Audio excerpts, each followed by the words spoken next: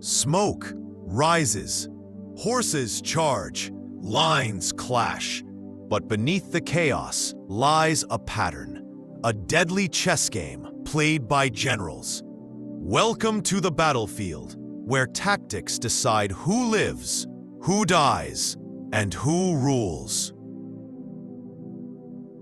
Imagine the battlefield not as chaos, but as choreography. Formations shifting like gears, horsemen crashing through like thunder, and infantry moving like tides. From bronze blades to bullets, war has always been about movement, positioning, and the mind behind the maneuver. Across 2,000 years of history, some battles stand out not just for their size or carnage, but for the brilliance in how they were fought. This essay takes you through the evolution of battlefield tactics, from the ancient double envelopment at Cannae to the sweeping Blitzkrieg of World War II. Each clash is rendered in animated battle style. Picture generals moving units like chess pieces, dramatic arrows curving across maps, and formations colliding in cinematic sweeps. The Battle of Cannae, 216 BCE, the perfect trap. In the dusty plains of Apulia, southern Italy, one of history's most brilliant military maneuvers unfolded. The Battle of Cannae. On August 2nd, 216 BCE, during the Second Punic War, Hannibal Barca of Carthage faced a numerically superior Roman army. With only 50,000 men against Rome's 86,000, Hannibal orchestrated what would become a textbook example of tactical genius, the perfect trap. Hannibal's army was a diverse coalition: fierce Iberians, wild Gallic warriors, nimble Numidian cavalry, and disciplined African heavy infantry. Despite being outnumbered, he used cunning and psychological warfare to draw the Romans into a devastating double envelopment. The tactical sequence. Step 1. Hannibal deployed his weakest units, Gauls and Spaniards, in the center, forming a bulging arc facing the Romans. This bait looked vulnerable and inviting. Step 2. As expected, the Roman legions charged headlong into the center. The Carthaginian line slowly gave ground, bending into a concave shape. The illusion of Roman dominance deepened as they pushed further into the trap. Step 3. On the flanks, Hannibal had positioned his strongest African infantry. As the Romans became increasingly compressed in the center, these elite troops pivoted inward from both sides, slamming into the Roman flanks with deadly precision. Step 4. Meanwhile, the fast-moving Numidian cavalry routed the Roman cavalry and swept behind the main Roman force, closing the rear. The Romans were now surrounded on all sides. Caught in a tightening ring of steel, the Roman army had no room to maneuver. Packed together with no line of retreat, they were cut down relentlessly. By the end of the battle, over 50,000 Roman soldiers lay dead, an astonishing loss that sent shockwaves through Rome. Visualize it: a massive Roman rectangle. The Battle of Gaugamela, 331 BCE, Alexander's masterstroke. In 331 BCE, on the wide plains near modern-day Iraq, two empires clashed in a battle that would decide the fate of the ancient world. Alexander the Great of Macedonia, commanding around 47,000 men, faced the Persian king Darius III, who led a vastly larger force, possibly between 100,000 to 250,000 soldiers.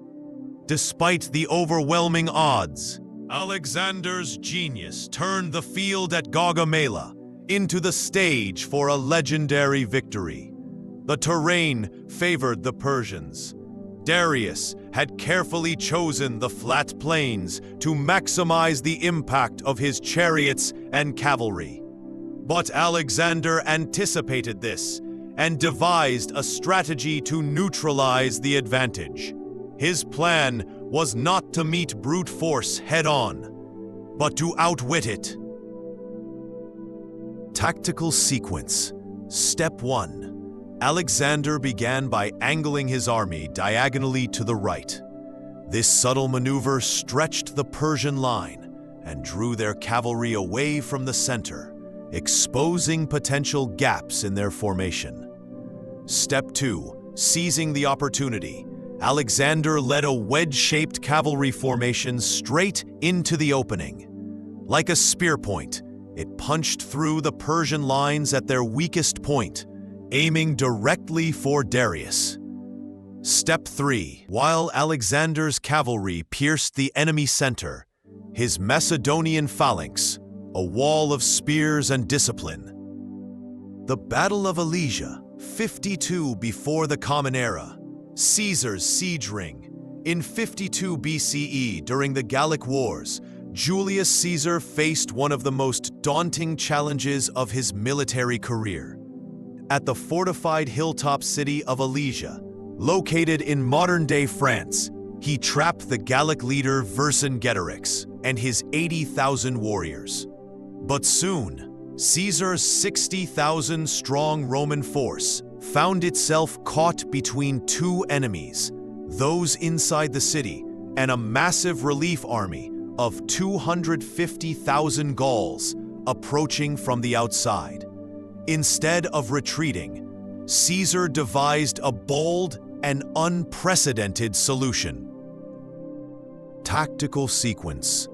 Step 1. The Normans began with repeated frontal assaults, but the shield wall held strong, repelling each attack. Step 2. William then employed a brilliant psychological tactic. His troops feigned retreat, pretending to flee in panic. Thinking the Normans were breaking, parts of Harold's army broke ranks to pursue them. Step 3.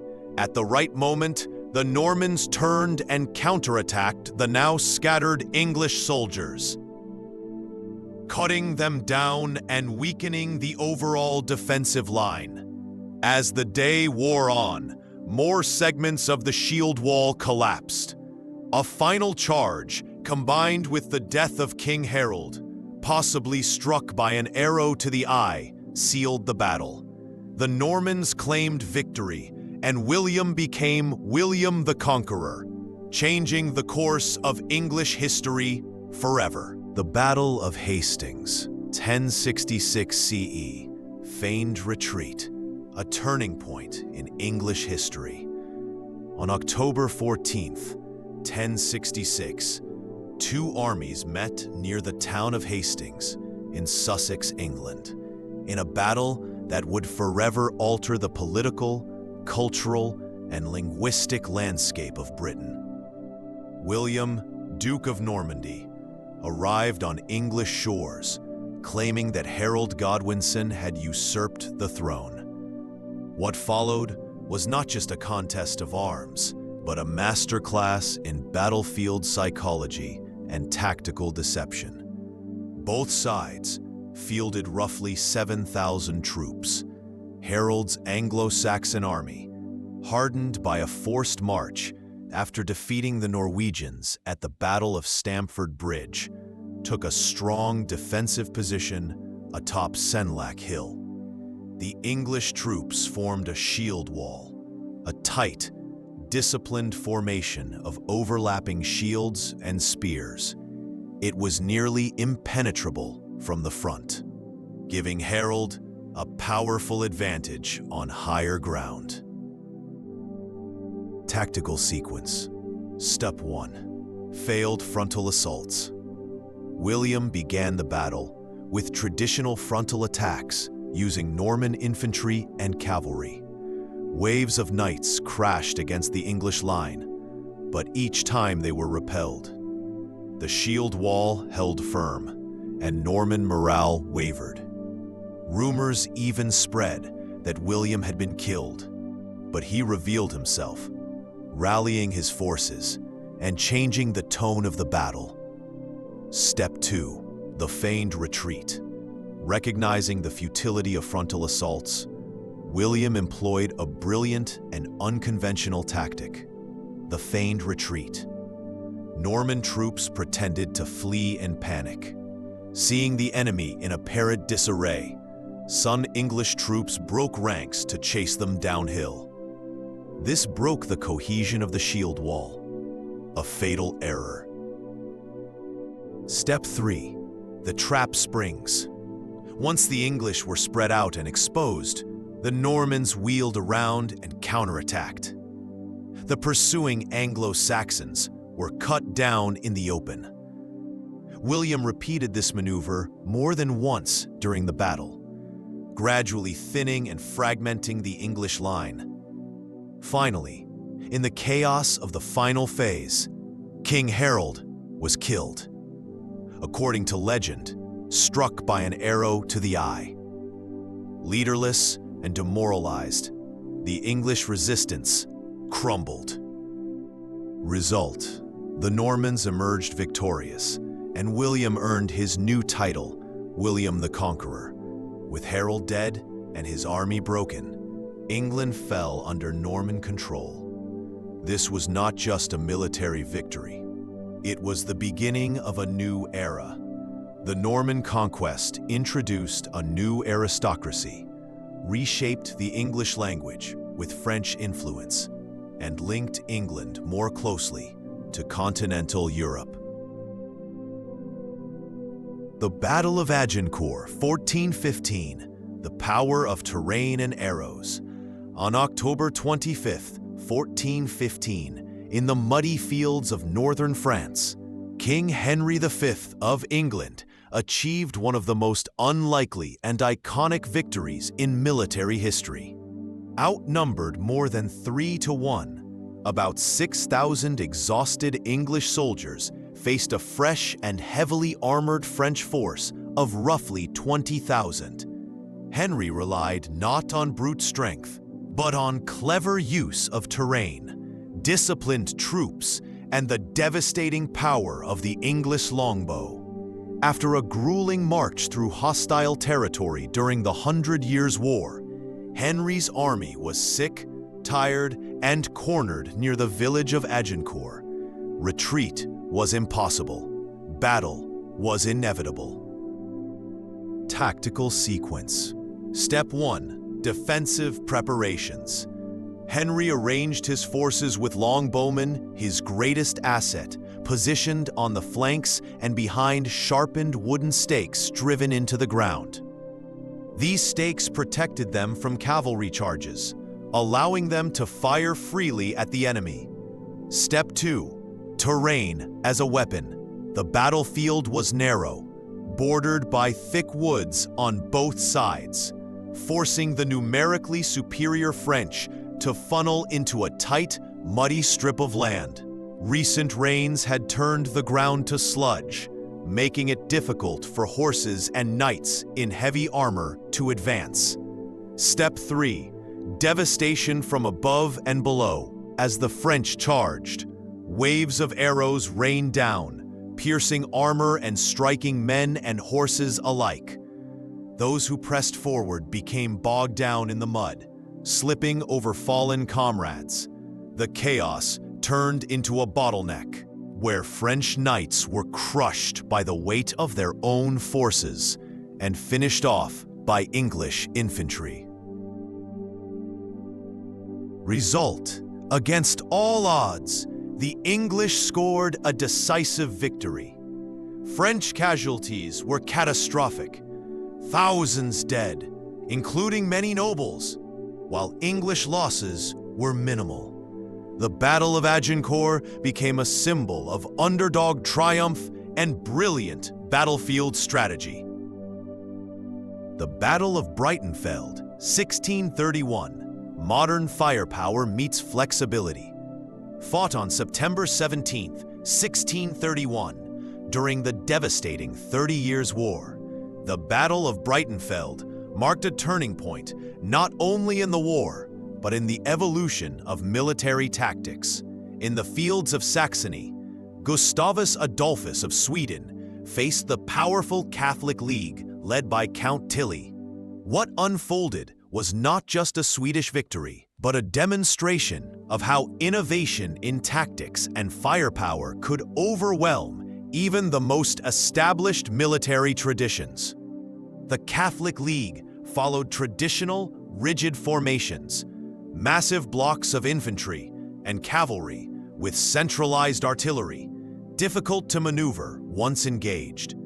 Gustavus Adolphus, however, brought something new: flexibility, mobility, and firepower. Tactical sequence. Step 1. Flexible formations and mobile artillery. Swedish infantry was organized into smaller, more adaptable units compared to the dense Spanish-style tercios used by the Catholic League. Crucially, light, mobile artillery was placed within the infantry lines, allowing constant fire support as the troops advanced. This provided a deadly mix of speed and firepower the League could not match. Step 2. Coordinated cavalry maneuvers. Unlike the typical cavalry charges of the time, which relied purely on shock, Swedish cavalry operated in coordination with infantry and artillery. They executed disciplined flanking attacks, targeting the enemy's weaker sides and disrupting their formations, rather than simply charging straight into them. Step 3. Mid-battle reserves and rotation. In a rare display of operational flexibility for the time, Gustavus rotated fresh reserve units into the front line mid-battle, preventing fatigue and keeping pressure constant. Result: the Catholic League was decisively defeated. Over 7,000 of their troops were killed or captured, while the Swedish army remained largely intact. The victory shattered the myth of Catholic military invincibility and shifted the balance of power in the 30 Years' War. The Battle of Leuthen, 1757, oblique order. On December 5, 1757, in the frozen fields of Silesia, modern-day Poland, Frederick the Great of Prussia faced a daunting challenge. His 36,000-strong army stood against an Austrian force more than twice its size, about 80,000 men. But what followed was not a defeat, nor a desperate stand. It was a brilliant tactical masterpiece. At Leuthen, Frederick employed the oblique order, a revolutionary tactic that allowed him to defeat a superior force by striking hard at one flank while holding off the rest. This battle was part of the 7 Years' War, a brutal contest for dominance in Europe.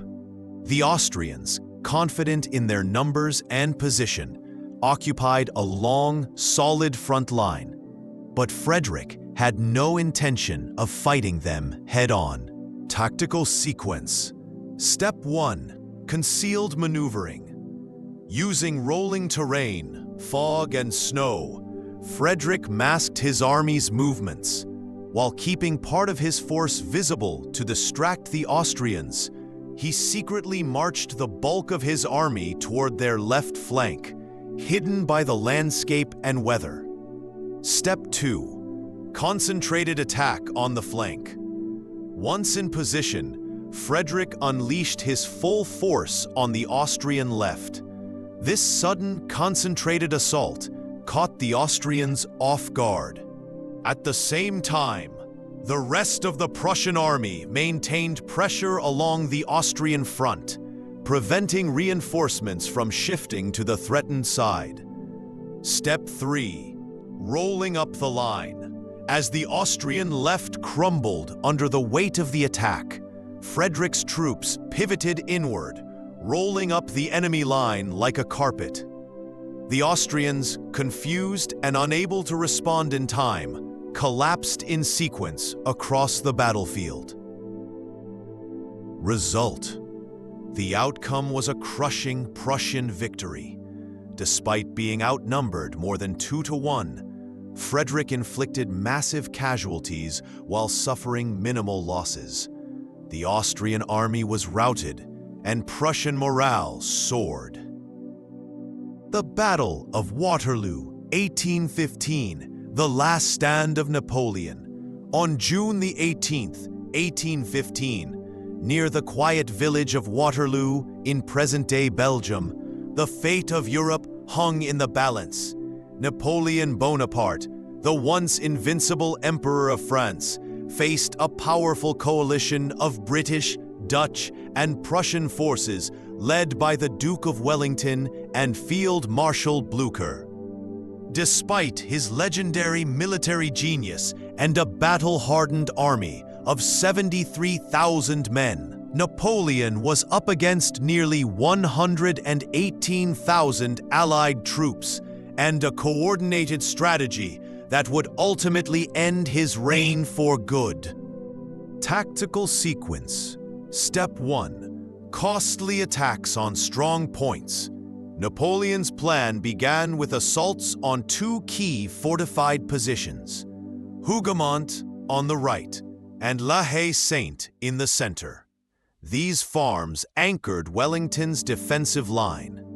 Though intended as diversions, the fighting at both locations turned into prolonged, bloody engagements that sapped French manpower and momentum. The British held firm, using the strong buildings as fortresses, forcing the French into narrow killing zones. Step 2. Failed cavalry charges. As the battle wore on and pressure mounted, Napoleon launched massive cavalry charges against the Allied center, hoping to break their line. However, Wellington's troops formed infantry squares, a tight formation bristling with bayonets on all sides, virtually impervious to cavalry. Charge after charge failed to break through, and the French cavalry suffered heavy losses with little gain. Step 3. The Prussians arrive. The critical blow came late in the afternoon when Blücher's Prussian army, arriving after a forced march, struck the French right flank. Already worn down and stretched thin, Napoleon's forces couldn't hold. The combined pressure from Wellington's front and Blücher's flank attack turned the battle into a rout. Result: the French army collapsed. Napoleon was decisively defeated, and within weeks, he surrendered to the British and was exiled, this time for good, to the remote island of St. Helena, where he would spend the rest of his life. The Battle of Waterloo brought an end to the Napoleonic Wars and over 2 decades of European conflict. The Battle of Gettysburg, 1863, the turning point. Fought from July 1st to 3rd, 1863, in the rolling hills of Pennsylvania, the Battle of Gettysburg marked the turning point of the American Civil War. General Robert E. Lee's Army of Northern Virginia, riding high after a series of Southern victories, invaded the North, hoping to break Union morale and perhaps force peace talks. But at Gettysburg, Lee's momentum was stopped cold by Union forces under General George G. Meade in what became the bloodiest battle ever fought on American soil. With approximately 94,000 Union troops against 72,000 Confederates, the battle was shaped not just by numbers, but by terrain, timing, and tactical misjudgment. Tactical sequence. Step 1. The high ground advantage. By the second day of battle, Union forces had taken strong defensive positions along a fishhook-shaped ridge anchored on Cemetery Hill, Culp's Hill, and the rocky slopes of Little Round Top. This high ground gave them clear artillery fields and defensive superiority. Despite early confusion on the first day, the Unions solidified their lines and prepared for Lee's next moves. Step 2. Failed Confederate assaults. Lee ordered multiple assaults against the Union flanks, including brutal attacks on Little Round Top, the Wheatfield, and Devil's Den. However, Union troops, especially those under Colonel Joshua Chamberlain on the extreme left, held fast. The Confederate attacks were fierce but uncoordinated and costly. Time and again, the Union lines bent, but they did not break. Step 3. Pickett's charge. On July 3rd, Lee made a fateful decision. Believing the Union center had been weakened, he ordered Pickett's charge, a frontal assault across open fields against entrenched Union positions on Cemetery Ridge. Nearly 12,000 Confederate troops marched in tight formation under withering cannon and rifle fire. They were cut down in waves. The assault ended in a disastrous massacre, with thousands killed or wounded, and no ground gained. Result: the Union held the field. Lee's army, shattered and demoralized, was forced to retreat back to Virginia. Though the war would continue for nearly 2 more years, the strategic initiative shifted permanently to the Union.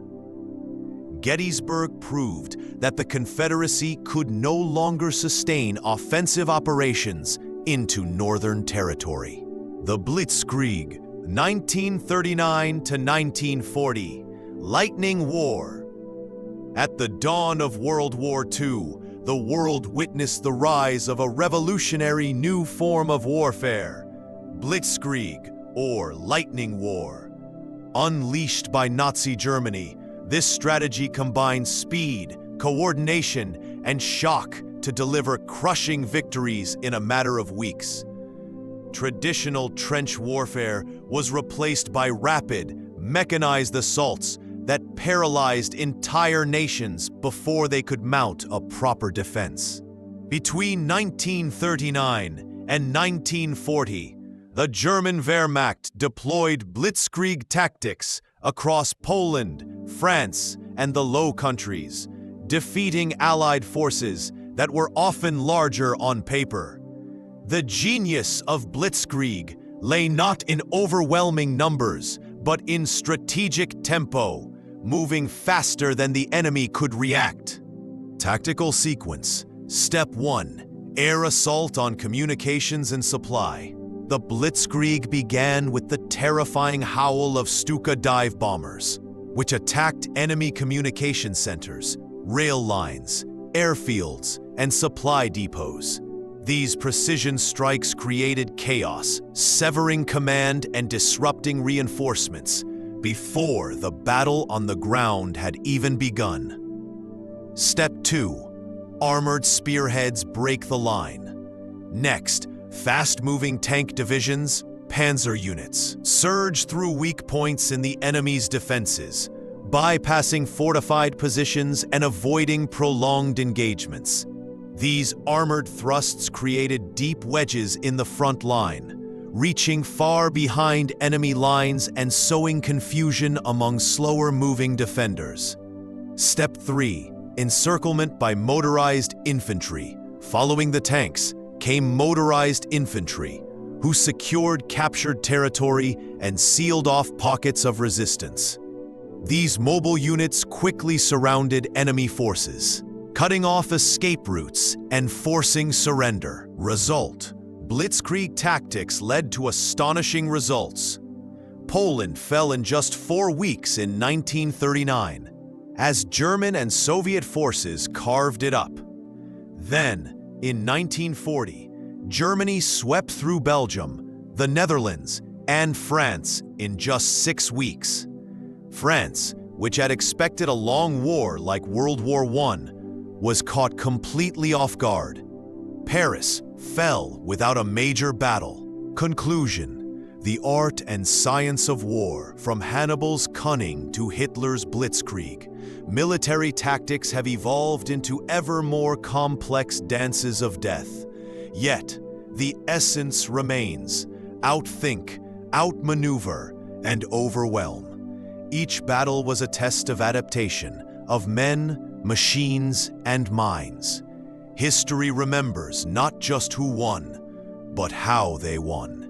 In the animated tapestry of war, every tactic tells a story, and every formation is a signature of the general who dared to shape the battlefield like an artist working in blood and fire.